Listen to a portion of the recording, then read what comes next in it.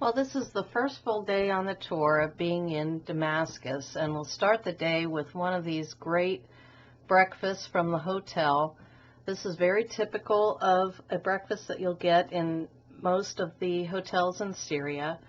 You have hummus and yogurt and eggs, bread, jams, some meats, olives, cheese, coffee, juice, fresh fruit.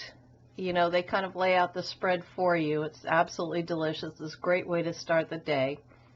After breakfast, we'll gather and start wandering around the old city, which is just such a treat.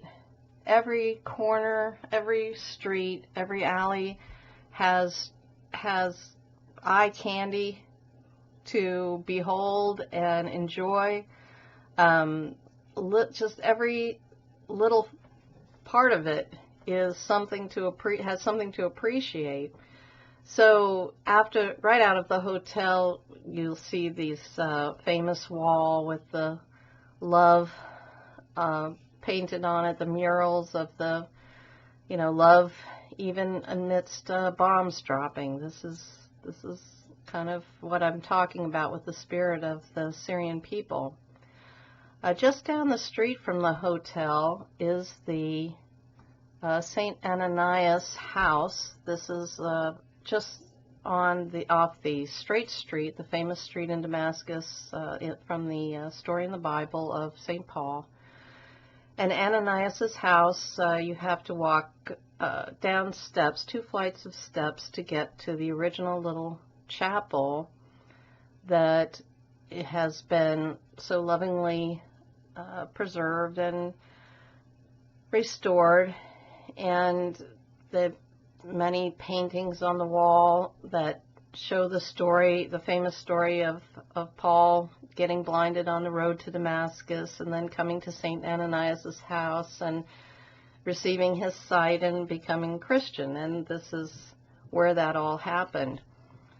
After visiting St. Ananias' house, we'll cruise some more of the famous streets of the old city, one shop after another, filled with all kinds of goodies and antiques and craftsmen's works, little cafes, little places to stop to grab something to eat or drink. I love just kind of peeping into the workmen shops as they create their beautiful crafts works.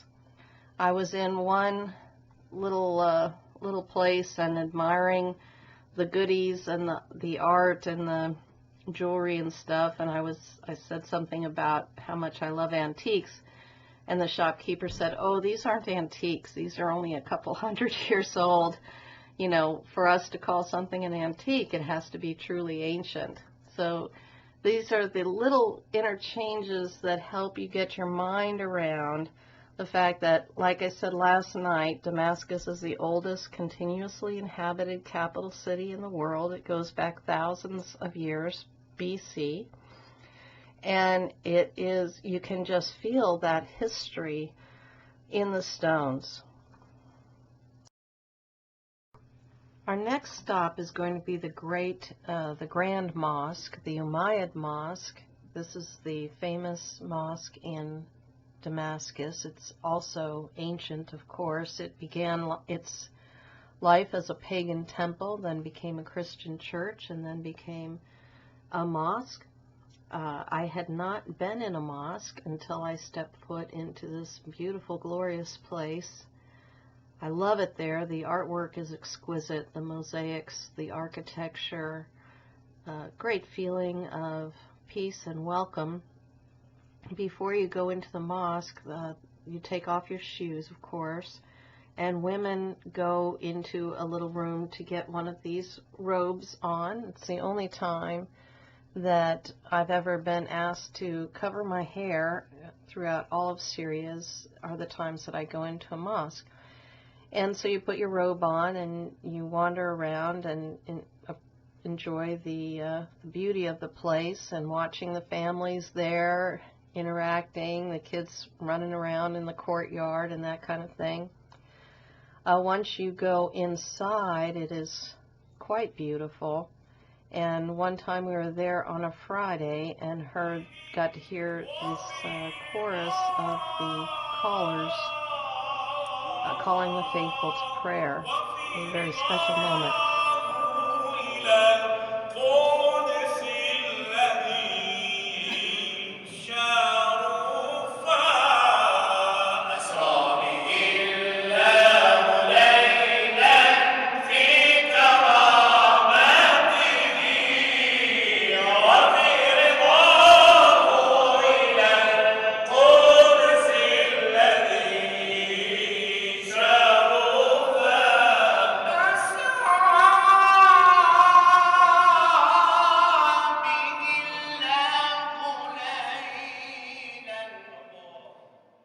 After walking around and being in the mosque, it's time for a little refreshment, and so we'll stop at one of the many fruit juice vendors that are around. Anytime fruit is in season, which is much of the time in Syria. It's a very fruitful, productive country, many amazing fruits and vegetables always.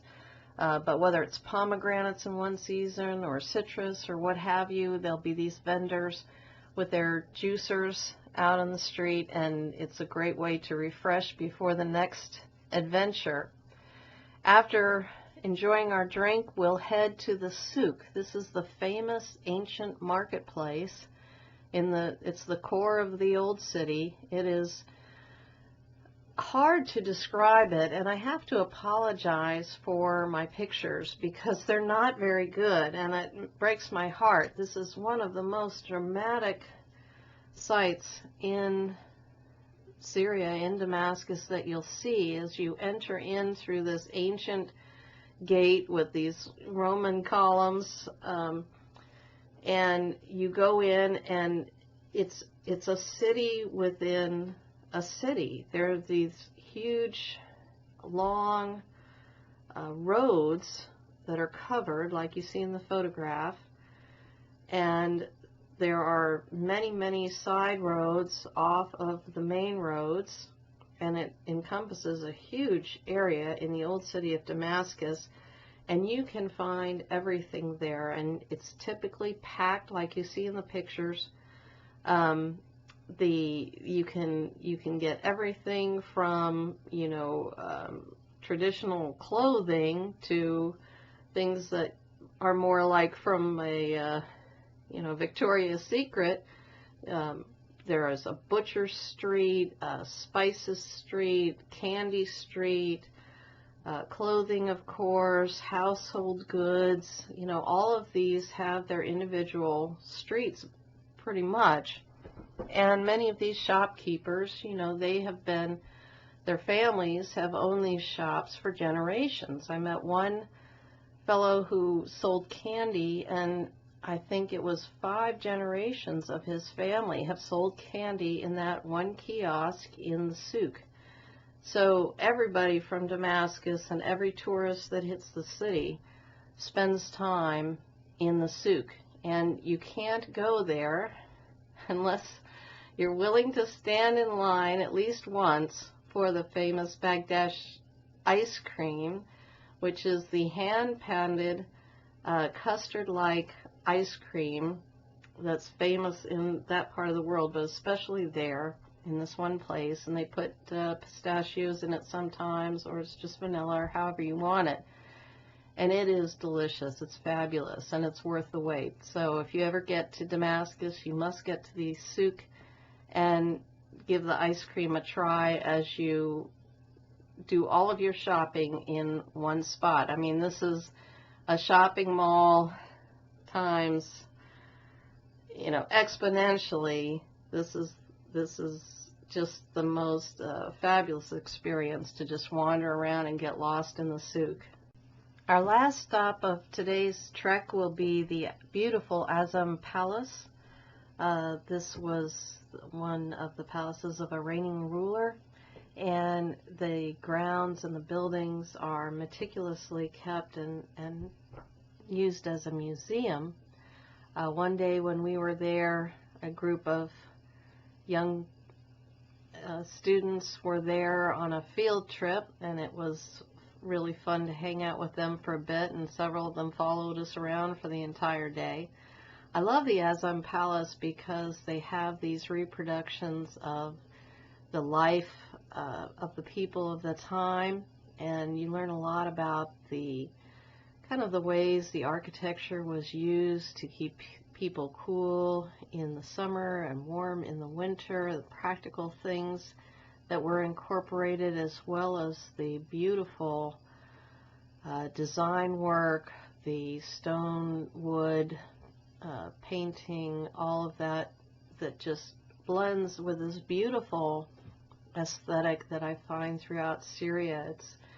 It's ornate, not gaudy. It's just such a classic look, and it's pleasing and peaceful and gorgeous. I just love these old places that I've seen around Syria. After visiting the Azam Palace, we'll wander back to the hotel through some more old city streets and check into some of the shops. You never know if you're going to meet some friends along the way. These three little girls were following me for quite a while one day, and somewhat keeping their distance, but just fascinated by a foreigner. Because of the war, few foreigners have been visiting from the West, have been visiting Syria, and for many of these kids, this is the first glimpse they're seeing of someone from a Western country. Before the war, Syria was becoming one of the fastest growing tourist destinations in the world, and travelers there all reported of how gracious and friendly the people were, how fantastic their trips were, and how much they enjoyed the country. So that's another one of the sad dimensions that war brings to these countries. So we're going to wander back to the hotel, grab some dinner, go on out for some more nightlife, and we're going to hit the road tomorrow and head out of Damascus. Normally on a tour, I would have,